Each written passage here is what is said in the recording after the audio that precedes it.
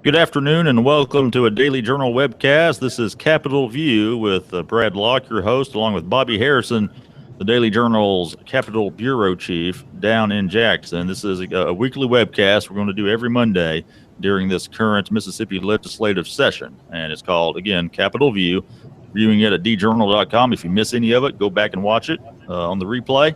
And we'll keep it up on djournal.com for your viewing pleasure. So, Bobby, welcome back. How you doing? All right, Brad, how you doing? I'm all right, man. I'm all right. I know things are kind of getting kicked into gear there in Jackson. I've got almost everybody sworn in. One more to do, and that's tomorrow, kind of the big one, I guess. Yeah, that's the big one. Governor the governor will be sworn in tomorrow morning. That's right. Governor Phil Bryant, ready to start his second term. And kind of tell us a little bit about what this, how much pomp and circumstance we're looking at here for governor inauguration, Bobby. Well, Brad, I was just outside looking at they have the nice wooden podium with a temporary stand set up on the south steps of the state capitol. Looks just, envision what the presidential inauguration looks like, and when that's set up, and it kind of looks like a smaller version of that. We'll go through all the pomp and circumstances.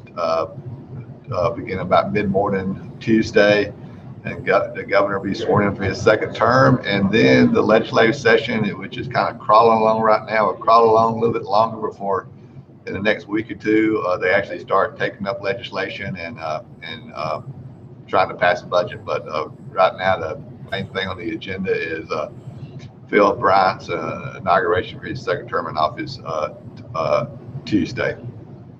Now, what can we expect really this week, Bobby? Like I said, it may not get too much into legislating, but after the inauguration, how much more settling in is there for people? Well, when when the framers of our state constitution developed that in 1890, I guess they were thinking they were showing some forethought, because for the first term of the first session of a new four-year term is always 125 days, and the rest of the sessions are only 90 days. And this is to give a chance for the government to be put in place, for the people to be sworn in, and then sometimes after Governor Bryant is sworn in, the Speaker in the House, Philip Gunn, and the Lieutenant Governor in the Senate will go through the task of appointing committees, chairs to head all the committees, and the members of the committees, and that's got to be done before the actual process of legislating can begin. And that may be done this week, but there's a good chance it could spill over into the following week, because in both chambers there are election challenges. There's one election challenge in the House, one in the Senate, and until those election challenges are decided, it's going to be difficult for the Speaker Gunn, Lieutenant Governor Reeves to appoint committee members. And if you don't have committees under our system of government here in Mississippi, it's hard to pass legislation. Yeah, I wanted to ask you, Bobby, about those two election challenges, one in the House, one in the Senate. Of course, you got Tullos and Eaton in the House, Sojourner versus Deering in the Senate. How do you expect those, or can you really predict how those might actually pan out? Well, the Speaker has appointed a committee to hear the challenge in the House, just as the Lieutenant Governor is in the Senate. Has appointed a committee, and they have sort of taken the preliminary steps to begin the process, and probably later this week after the inauguration, they'll really get into full gear of studying the evidence to try to make a determination in their mind's eye of the winner of those two races. Both of them were extremely close. The Eaton-Tullis race was actually a tie. And then the committees will make a recommendation to the full chambers, and the chambers will vote on who to seat. Now, another option that has been done before, instead of seating either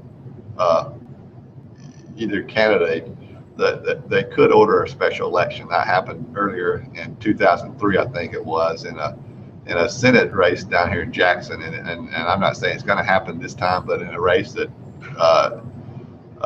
ended in a tie back in November, it kind of makes sense to just have a do-over and have another election. But we'll see what the committees and what ultimately the full House and the full Senate decides. I mean, we know that the Republicans control both chambers there, and that's what both politicians that are challenging these elections are Republican, if I'm not mistaken. That's correct. That's how right. does that give them any kind of advantage with the majority they have there? Well, you know, politics is not always a fair sport. I'm not, but in theory, what's supposed to happen is, and what you hope would happen is the two committees would look at the evidence of the votes cast and decide based on who had the most votes. And so we'll see how that plays out. But there's no doubt that there's going to be pressure on the Republicans in the House and Republicans in the Senate to vote for the candidate of their own party. But we'll see how that plays out. Bobby, a lot of new faces down there in Jackson, getting sworn in last week and, holding a statewide office for the first time. Got a few Northeast Mississippians down there. First off, kind of run through who we have down there that's new from up here, Bobby.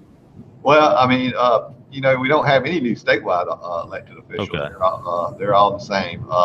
But on the legislative level, we have roughly, I think we have 32 members in the House and Senate that touch on Northeast Mississippi, that represent Northeast Mississippi counties.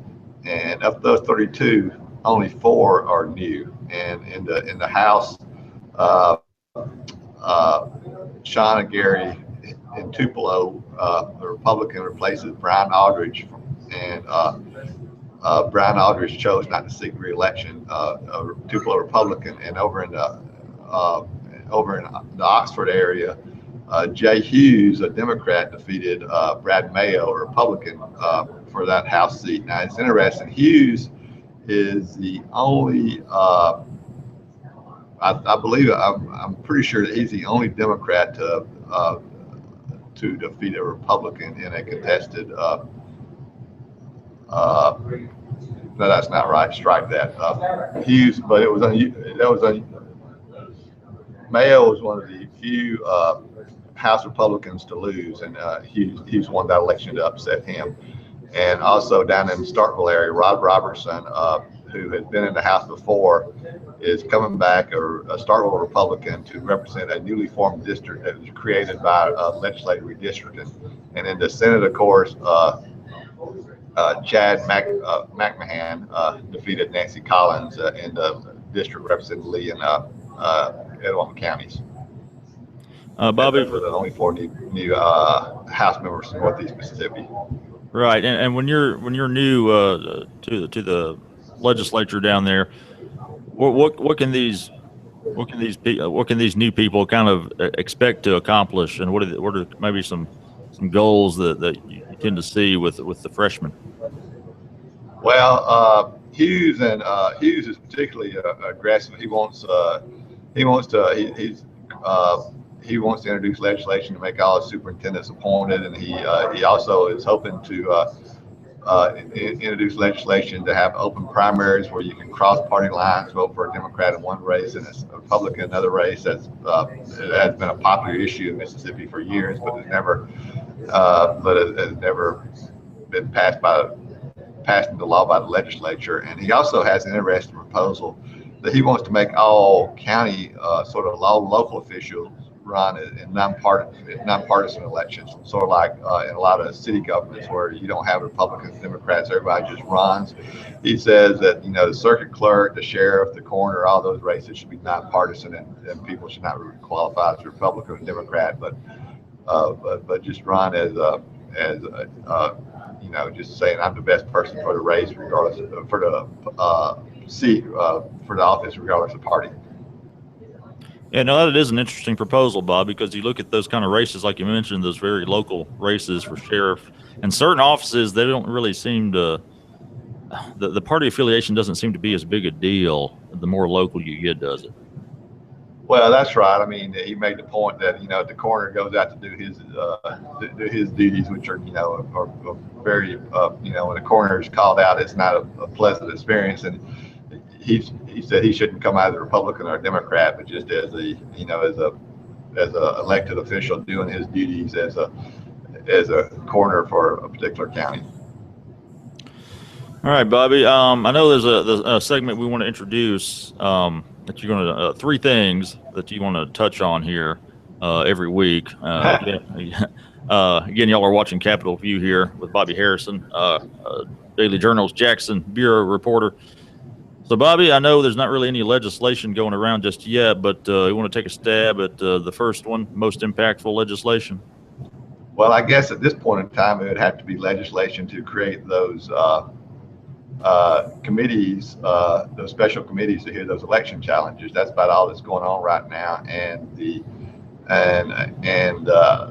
House election challenge in particular is kind of a big deal, because if the Republicans are able to wrestle that seat away from the Democrats, that would give them a 3/5 supermajority that would allow them to pass tax bills, to raise taxes, or to cut taxes without any Democratic support if all the Republicans vote together. So I guess right at this point in time, the most impactful legislation would be to create those special committees to hear the election challenges. And what about the most impactful legislator, number two? Well, at this point, Philip Gunn was elected by acclamation to his second term as Speaker. And, the Speaker is one of the three most impactful, you could argue is one of the three most impactful politicians in the state. So I would have to say at this point in time, House Speaker Philip Gunn, Republican Clinton, has been the most impactful legislator. And a fun one, Bobby. Weirdest or strangest thing that's happened this past week down there at the Capitol? I'm sure there's plenty to choose from. Well, I don't know if it was the weirdest, but it was one of the funniest unscripted things I've ever seen happen. On the first day of the session, when the Speaker was elected, it's kind of obviously it's kind of a serious and event with a lot of pomp and circumstances we referred to earlier. Yeah. And the Speaker, there was a House member got up to nominate the Speaker, and then a second House member got up to second that nomination. And then there was a motion to elect Philip Gunn as Speaker by acclamation. And then there was a second to that motion. And then when the members got ready to vote on that motion, it was a voice vote. And there was of course, when the motion was made, there was no opposition to Philip Gunn, so there was a loud yes vote. And then it was asked are there any nays? And out of the back of the chamber was this little boy, just as plain, probably 5 or 6 years old. You could hear him just as plain as day. I mean, it just howled out a loud no. And just for a moment, there was just complete silence in this, and in the House chamber. You could hear a pin drop, and then everybody just burst out in laughter. It was, I'm not going to call his name because he's a child. I hadn't gotten permission from the family, but he was a grandson of one of the members who was sitting on the floor with his grandfather. He was supposed to be listening. He had his grandfather's cell phone watching the video with his headphones on, so there's no thought that even the little boy was paying attention to what was going on. But he heard the yays, and he thought he would chime in with a no, and so it was a funny moment, and one moment everybody enjoyed. Young Democrat making his voice heard down there. Perhaps. Actually, he was a Republican. At least his family is a Republican. Oh, okay. His grandfather's a Republican. That makes it more interesting then. All right, Bobby, that's good stuff. Thanks for joining us, Bobby. This is Capitol View. We're going to be here every Monday afternoon around 2:00. We'll discuss what's going on in the Capitol down there at the legislature during this current session with Bobby Harrison. Follow Bobby on Twitter at BobbyHarrison9. Follow the Journal on Twitter at DJournalNow. And Bobby, thank you, sir, and we'll see y'all next week. I look forward to talking to y'all again about whatever crazy stuff may happen down here. Yes, sir. Bye-bye.